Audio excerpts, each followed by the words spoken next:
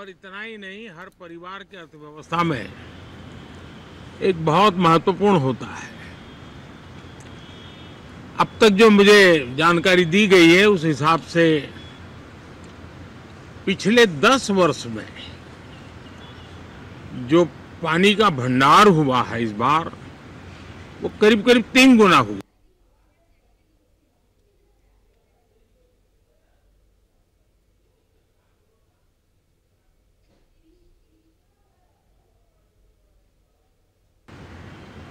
ये बहुत ही गौरवपूर्ण सत्र है। ये मॉनसून सत्र राष्ट्र के लिए एक अपने आप में विजयोत्सव का रूप है।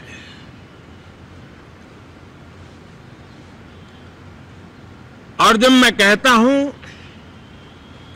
कि सत्र राष्ट्र गौरव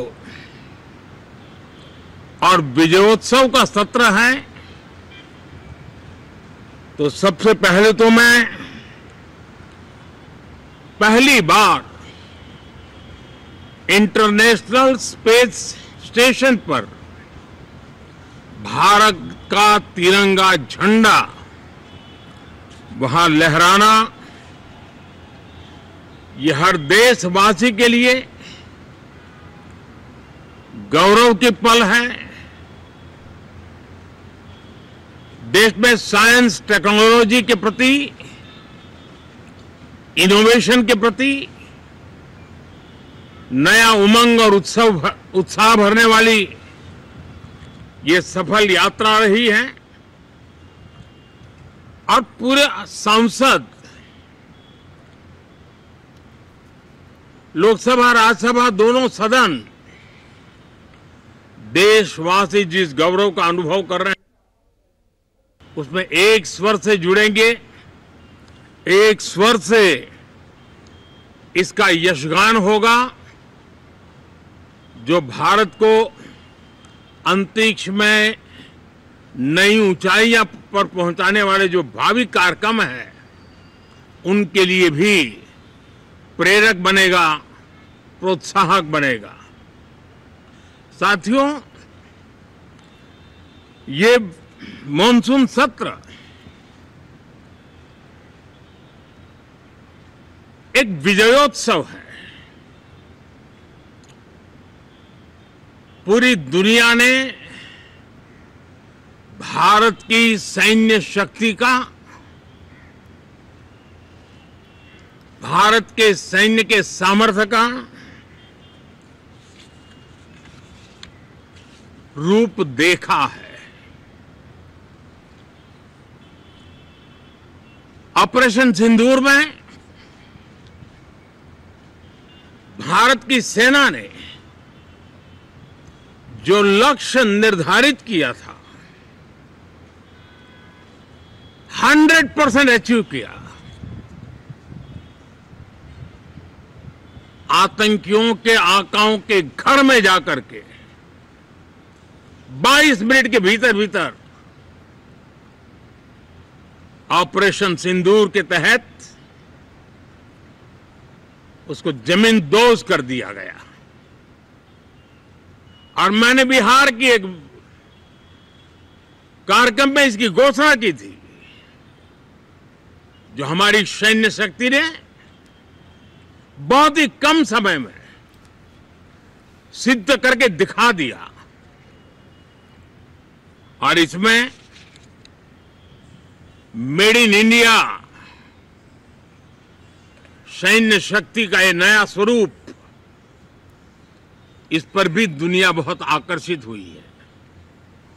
इन दिनों विश्व के जिन जिन लोगों से मिलना होता है तो भारत के इस मेड इन इंडिया जो औजार तैयार हो रहे हैं, उसके प्रति दुनिया का आकर्षण बढ़ रहा है।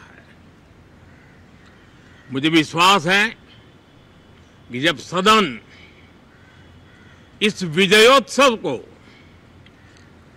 एक स्वर में विजय के भाव से इस सत्र के दरमियान उन ओजस्वी तेजस्वी भावनाओं को प्रकट करेगा तो भारत की सैन्य शक्ति को बल मिलेगा, प्रोत्साहन मिलेगा,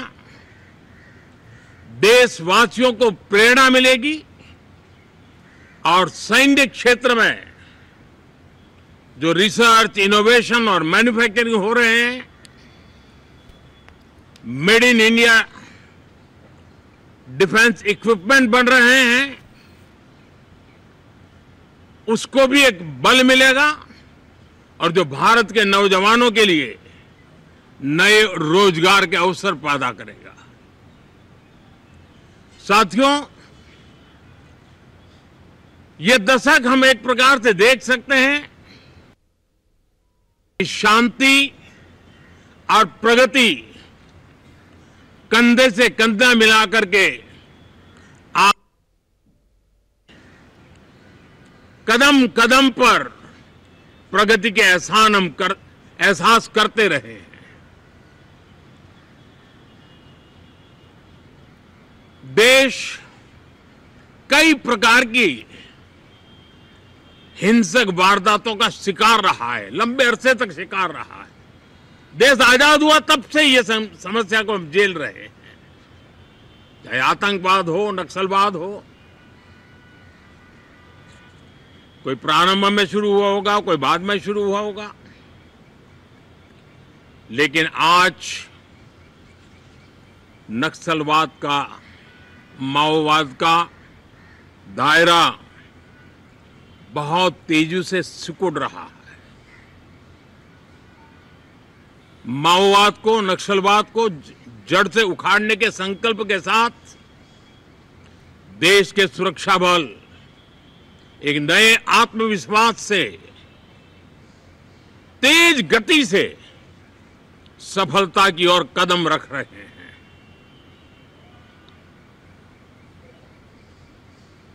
और मैं गर्व से कह सकता हूं,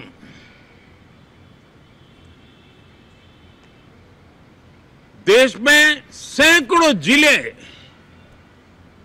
नक्सल की चपेट में से निकल करके आज मुक्ति का सांस ले रहे हैं। हमें गर्व है कि बम, बंदूक और पिस्तौल के सामने हमारा देश का संविधान जीत रहा है, हमारे देश का संविधान विजयी हो रहा है। देश के उज्जवल भविष्य के लिए साफ दिख रहा है कि कल तक जो रेड कॉरिडोर थे वो आज ग्रीन ग्रोथ जोन में परिवर्तित होते नजर आ रहे हैं। साथियों, एक के बाद ऐसी घटनाएं देशभक्ति के लिए, देश की भलाई के लिए संसद में पहुंचे हुए हर माननीय सांसद के लिए गौरव का पल है। और संसद के इस सत्र में ये गौरव गान पूरा देश सुनेगा, हर सांसद से सुनेगा, हर दल से सुनेगा। साथियों, आर्थिक क्षेत्र में भी जब 2014 में आप सबने हमें जिम्मेवारी दी, देश फ्रेजाइल 5 की अवस्था से गुजर रहा था। 2014 के पहले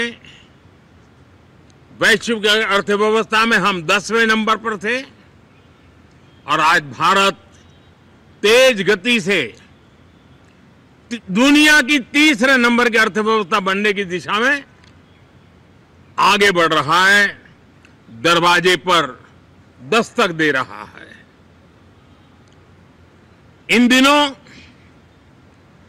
25 करोड़ गरीबों का गरीबी से बाहर निकलना, जिसको विश्व की अनेक संस्थाएं सराहना कर रही है।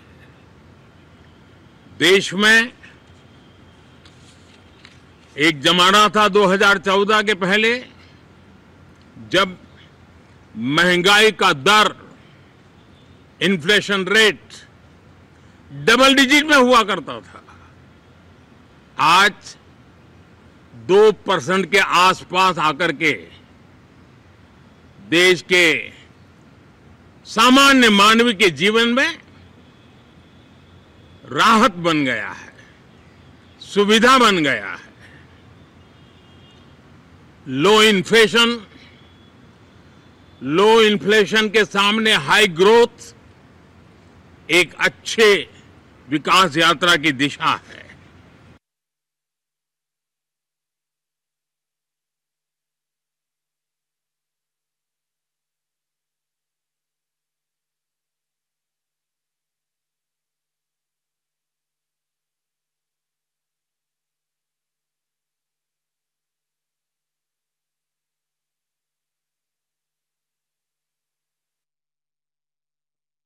সেখানে উপস্থিত হয়েছেন, বক্তব্য রাখছেন। তিনি স্পষ্টত জানিয়েছেন যে আজকে 21শে আগস্ট পর্যন্ত অর্থাৎ এক মাস ব্যাপী এই বাদল অধিবেশন চলবেন। डिजिटल ट्रांजैक्शन दुनिया में सबसे ज्यादा हो रहे हैं। दुनिया में जितने हो रहे हैं अकेले भारत में उससे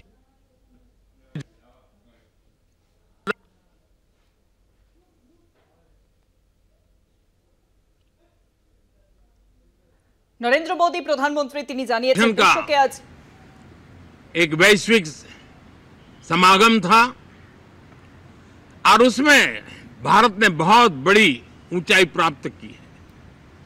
आईएलओ का कहना है कि 90 करोड़ से ज्यादा लोग भारत में अब सोशल सिक्योरिटी के दायरे में हैं। ये अपने आप में एक बहुत बड़ा अचीवमेंट है। उसी प्रकार से वैश्विक संस्था WHO ने ये कहा है कि भारत अब आंख की जो बीमारी आमतौर पर बारिश के सीजन में ज्यादा देखी जाती थी, ट्रैकोमा, अब भारत को WHO ने ट्रैकोमा फ्री घोषित किया है।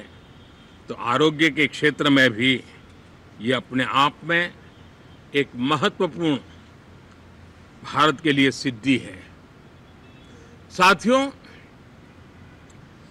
पहलगाम की क्रूर अत्याचार, नरसंहार पूरी दुनिया चौंक उठी थी। आतंकवादी और आतंकवादी के आके दुनिया का ध्यान उनकी तरफ केंद्रित हुआ था और उस समय दल हित छोड़ करके देश हित में हमारे ज्यादातर दलों के प्रतिनिधि, ज्यादातर राज्यों के प्रतिनिधि विश्व भ्रमण किया, दुनिया के अनेक देशों में गए और एक स्वर से दुनिया के सामने आतंकवादियों का आका पाकिस्तान को बेनकाब करने का एक बहुत सफल अभियान चलाया। मैं आज राष्ट्रहित में किए गए इस महत्वपूर्ण कार्य के लिए उन सभी सांसदों की सराहना करना चाहता हूं, सभी दलों की सराहना करना चाहता हूं और उसने देश में एक सकारात्मक वातावरण पैदा किया। विश्व ने भारत की बात को स्वीकार करने की दिशा में अपने मन के द्वार खोले और इसके लिए ये हमारे सांसदगण, हमारे राजनीतिक दल सराहना करने के मेरे लिए सौभाग्य है। साथियों, हम जानते हैं कि ये स्पिरिट, एक स्वर, एक एकता का वातावरण देश को कितना उत्साह से भर देता है। विजयोत्सव का ये पर्व इस मॉनसून सत्र में भी उसी भाव से प्रकट होगा, देश की सैन्य शक्ति को सराहना करेगा, देश के सामर्थ्य का गौरवगान करेगा और देश के 140 करोड़ नागरिकों को नई प्रेरणा का कारण बनेगा। मुझे विश्वास है कि हम सब मिलकर के डिफेंस के क्षेत्र में आत्मनिर्भर होने के इन प्रयासों को बल दें, सेना के सामर्थ्य की सराहना करें। और मैं आज देशवासियों के सामने जरूर कहूंगा और देश के राजनीतिक दलों से भी कहूंगा कि देश ने एकता की ताकत देखी है, एक स्वर का सामर्थ्य क्या होता है देखा है। तो सदन में से भी सभी माननीय सांसद उसको बल दें, उसको आगे बढ़ाएं। और मैं जरूर कहूंगा, राजनीतिक दल अलग अलग हैं, हर एक का अपना एक एजेंडा है, अपनी एक भूमिका है, लेकिन मैं इस वास्तविकता को स्वीकार करता हूं कि दल हित में मत भले न मिले, लेकिन देश हित में मन जरूर मिले। इसी एक भावना के साथ इस मानसून सत्र से देश के विकास यात्रा को बल देने वाले, देश की प्रगति को बल देने वाले, देश के नागरिकों को सामर्थ्य देने वाले अनेक विधेयक प्रस्तावित हैं। सदन विस्तृत चर्चा करके उसको भी पारित करेगा। मेरी सभी माननीय सांसदों से उत्तम डिबेट चलाने के लिए शुभकामनाएं हैं। बहुत बहुत धन्यवाद।